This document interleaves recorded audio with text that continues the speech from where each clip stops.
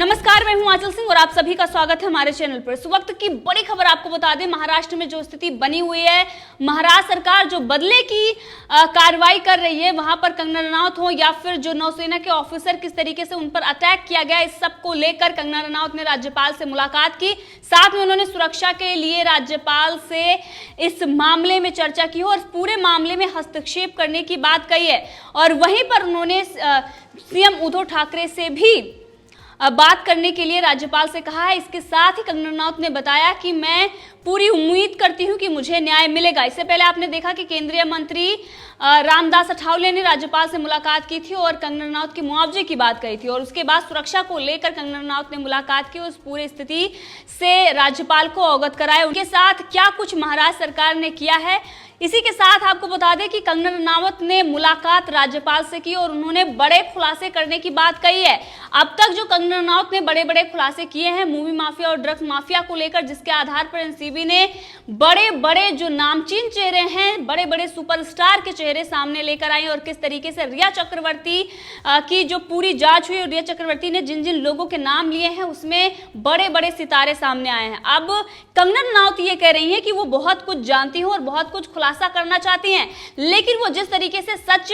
बोल रही हैं, जिस तरीके से वो आवाज उठा रही हैं, उनको लगातार परेशान किया जा रहा है। और उनका ये कहना है कि वो अपने और अपने परिवार के लिए असुरक्षित महसूस कर रही हैं मुंबई में, क्योंकि मुंबई सरकार लगातार धमकी दे रही है। और अगर आप देखें तो मुंबई में कोई भी अगर सरकार के खिलाफ या फिर मूवी माफिया या ड्रग्स माफिया के खिलाफ इस तरीके से मोर्चा खोलता है या उनके बारे में खुलासा करता है, तो उसको किस तरीके से सजा भुगतनी पड़ती है। और आपने देखा कि बदले की जो कार्रवाई महाराष्ट्र सरकार लगातार कर रही है, वहां पर शिवसेना के जो गुंडे हैं वो किस तरीके से सक्रिय हो गए हैं, और सरकार के खिलाफ अगर कोई एक मीम भी शेयर करता है, एक कार्टून भी शेयर करता है, तो उस पर जानलेवा हमला किया जाता है। कोई भी अगर सरकार से सवाल पूछता हो तो उस पर किस तरीके से हमला किया जाता है। और वहीं पर इससे पहले कंगना रनौत ने कांग्रेस पर भी निशाना साधा था और उन्होंने सीधा सवाल सोनिया गांधी से पूछा था। उन्होंने कहा था कि आप एक महिला होने के नाते महाराष्ट्र में आपकी सरकार द्वारा किए गए काम से आपको पीड़ा नहीं हुई है क्या आप डॉक्टर अंबेडकर द्वारा हमें दिए गए संविधान के सिद्धांतों को बनाए रखने के लिए अपनी सरकार से अनुरोध नहीं कर सकती। इसी के साथ उन्होंने कहा था कि आप पश्चिम बंगाल में पली बढ़ी हैं और भारत में यहाँ रहती हैं, आप महिलाओं के संघर्ष से अवगत हैं। तब आपकी खुद की सरकार महिलाओं का उत्पीड़न कर रही है और कानून और व्यवस्था का मजाक बना रही है, तो इतिहास आपकी चुप्पी और उदासीनता का न्याय करेगा। मुझे उम्मीद है कि आप हस्तक्षेप करेंगे। लेकिन इस पूरे मामले में सोनिया गांधी या प्रियंका गांधी वाड्रा ने अभी तक कुछ भी नहीं कहा है। और जिस तरीके से महाराष्ट्र सरकार लगातार कंगना रनौत के खिलाफ मोर्चा खोले हुए है, अब कंगना रनौत ने भी महाराष्ट्र सरकार के खिलाफ मोर्चा खोल दिया है और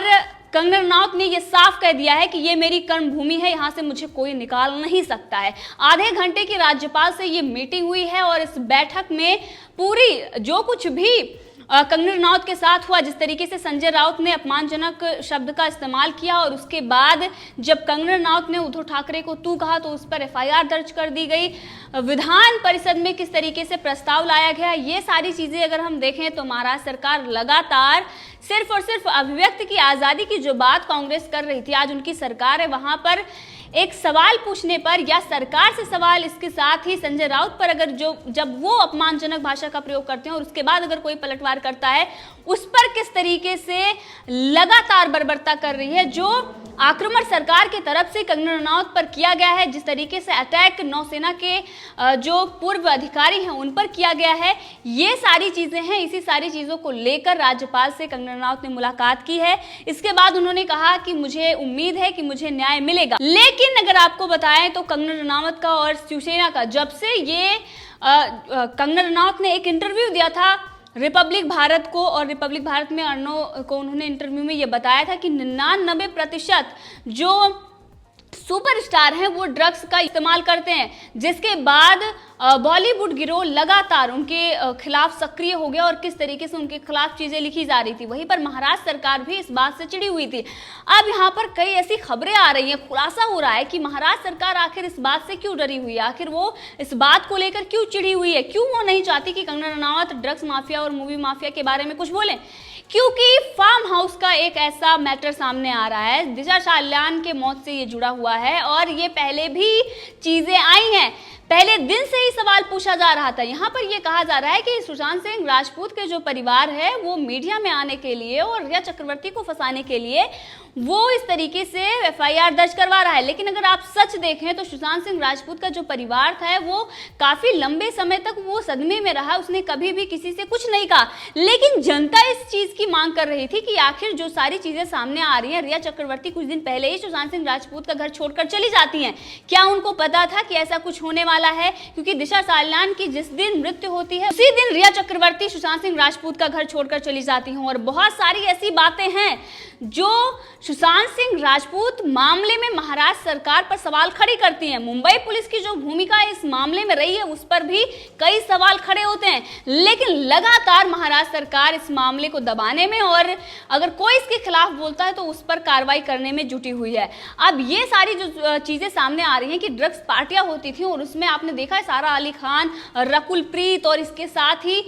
जो मुकेश छाबड़ा है उनका भी नाम सामने आ रहा है। अब ये बड़े बड़े जो एक्टर, डायरेक्टर और प्रोड्यूसर हैं उनके नाम जब सामने आ रहे हैं और इसी के साथ एक वीडियो और वायरल हो रहा है करण जौहर को लेकर और उसमें किस तरीके से पार्टी होती है, उसमें बड़े बड़े कलाकार हैं। आप देख सकते हैं रणबीर कपूर, दीपिका पादुकोण के साथ ही वरुण धवन, विकी कौशल और इसके साथ मलाइका अरोड़ा और उसमें कई ऐसे सुपरस्टार हैं अर्जुन कपूर जैसे जो ड्रग्स का इस्तेमाल उसमें कर रहे हैं। अब इसको लेकर एनसीबी जांच कर रही है और बड़े बड़े जो नाम सामने आ रहे हैं इसी वजह से बॉलीवुड गैंग और साथ ही महाराष्ट्र सरकार भी घबराई हुई है। अब कंगना रनौत ने उद्धव सरकार के बोलती बंद कर दी है क्योंकि संजय राउत जो लगातार बयानबाजी कर रहे थे अब वो इस मामले में अपने आप को अलग करना चाहते हैं। लेकिन सामना में किस तरीके से उन्होंने कटाक्ष किया है तो ये दिखाई दे रहा है कि एक तरफ वो बॉलीवुड से ये अनुरोध कर रहे हैं कि आप इनके खिलाफ, कंगना रनौत के खिलाफ खड़े हुई और इनके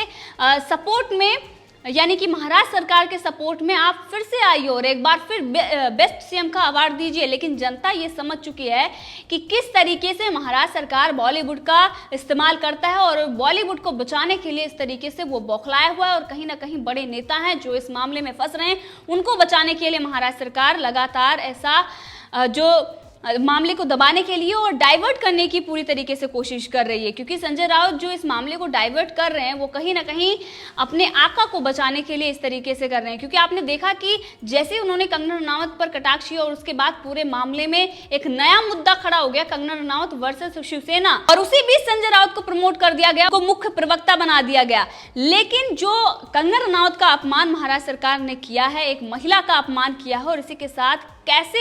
इस पर जो बॉलीवुड के गैंग हैं, जो बहुत सारे लोग हैं, महिलाओं की बात करते हैं, महिलाओं के उत्पीड़न की बात करते हैं। खुद अगर देखें तो बॉलीवुड में सबसे ज्यादा महिलाओं का उत्पीड़न होता है, लेकिन कोई भी बॉलीवुड स्टार इस पर बोलने के लिए सामने नहीं आता। हर बार वो बोलने से इस बात पर कतराता है। बहुत सारी ऐसी चीजें हैं बॉलीवुड में जो चलती हैं लेकिन उस पर कोई भी बात नहीं करता। आपको फराह खान का एक बयान याद होगा जो उन्होंने दिया था रोजी रोटी को लेकर, और बहुत सारी ऐसी चीजें हैं। अब कंगना रनौत जो ये कह रही है कि वो बड़े बड़े खुलासे करेंगी इस बारे में, वो बहुत कुछ जानती हैं, बहुत कुछ खुलासा करना चाहती हैं, तो आगे देखना होगा कि बॉलीवुड में कौन सा ऐसा खुलासा है जो कंगना रनौत करने वाली हैं। क्योंकि इससे पहले जो उन्होंने खुलासे किए हैं और उसके बाद चाहे वो नेपोटिज्म हो या फिर ड्रग्स माफिया की बात हो या मूवी माफिया की बात हो, सबका चेहरा बेनकाब हो गया है। और इसी के साथ कंगना रनौत को देश भर की जनता सपोर्ट कर रही है। आपने देखा कि किस तरीके से गुजरात में जो व्यापारी हैं, साड़ी व्यापारी, उन्होंने कंगना रनौत को सपोर्ट करने के लिए आई सपोर्ट कंगना की एक साड़ी निकाली है और आप देख सकते हैं किस तरीके से जनता का प्यार मिल रहा है। करणी सेना से लेकर तमाम ऐसे संगठन हैं जो इस वक्त कंगना रनौत को सपोर्ट कर रहे हैं। और वहीं पर अगर देखें तो कंगना रनौत जिस तरीके से बेबाकी से अपनी बात रखती हैं और आज भी वो शिवसेना से डर नहीं रही, बल्कि महाराष्ट्र में ही रहकर महाराष्ट्र सरकार के खिलाफ उन्होंने बगावत की है। इससे पहले उनको डराया धमकाया गया। किस तरीके से संजय राउत ने ये कहा कि पानी में रहकर मगरमच्छ से दुश्मनी मोल नहीं लेनी चाहिए, लेकिन उसके बावजूद भी कंगना रनौत राज्यपाल से मिलती हैं और जो उनको धमकियां, जो लगातार उनको डराया धमकाया जा रहा है, उसको लेकर वो अपनी सुरक्षा को लेकर बात करती हैं। अभिव्यक्ति की आजादी की बात जो लोग कहते हैं जो कांग्रेस के लोग हैं अब इस वक्त वो मौन है। सोनिया गांधी का भी अभी इस पर कोई भी जवाब नहीं आया, ना तो पालघर की घटना पर आया, लेकिन उत्तर प्रदेश पर जो प्रियंका गांधी वाड्रा महिलाओं की उत्पीड़न से लेकर तमाम ऐसी चीजों पर जो अपने विचार रखती हैं और किस तरीके से प्रोपेगेंडे को भी हवा देती हैं,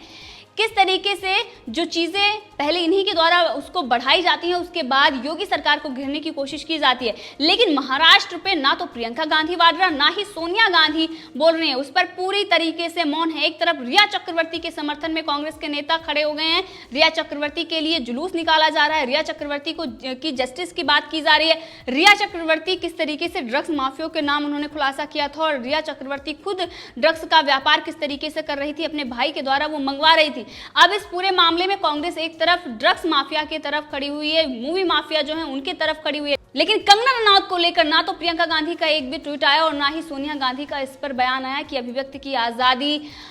खतरे में है, अभिव्यक्ति की आज़ादी नहीं बची है, महाराष्ट्र में संविधान के लिए खतरा है,